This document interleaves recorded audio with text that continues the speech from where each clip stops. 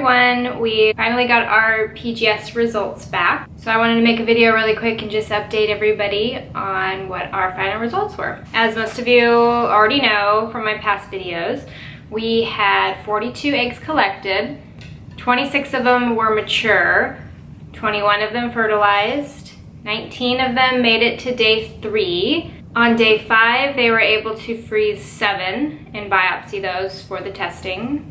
And then on day 6, 5 more made it to the freezing stage and were biopsied.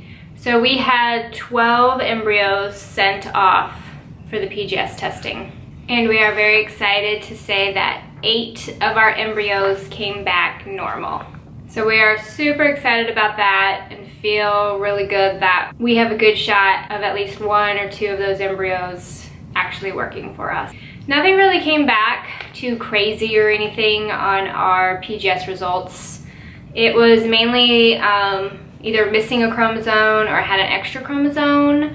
I have the report with me, but it really is, I don't really know what it all means. The doctor pretty much just told me that nothing crazy came back like genetically that we should be worried about, that Derek or I are a carrier of, that every embryo is not perfect, and it's pretty common, the results that we got.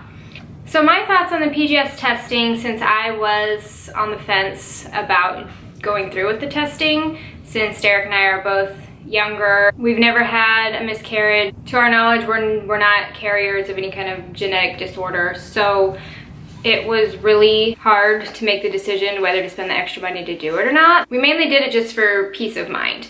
And I am really happy that we did do it, since of the 12, 4 of them were abnormal, so there could have been a chance that we did transfer 1 or 2 of those abnormal ones right off the bat, and it wouldn't have ended in a successful pregnancy, so that kind of weeded those ones out. And now we're just left with the embryos that have the highest chance of actually becoming a successful pregnancy and hopefully a baby. Because there is a really high chance that some of the abnormal ones would have possibly been transferred first, because they do a grading system on just the appearance of the embryo. And for example, one of mine was graded a 5BB, which from my understanding is a good grade. It's not the best grade you can get, but that one was abnormal. One of my other abnormal ones was graded a 5BC. My other abnormal was a 6BB, and my last abnormal one was a 5CC. So now we can pretty much ditch the grading system, since PGS testing trumps all of that.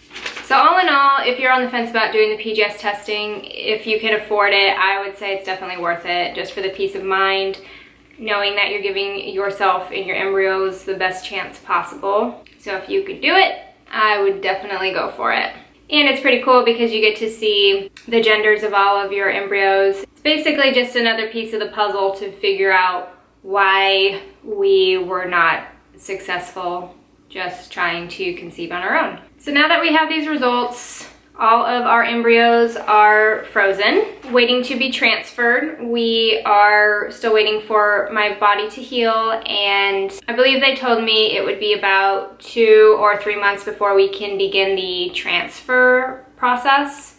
So right now, just kind of hanging out, continuing to heal, and looking forward to the next couple months. So as soon as I know anything, I will get on here and update you guys.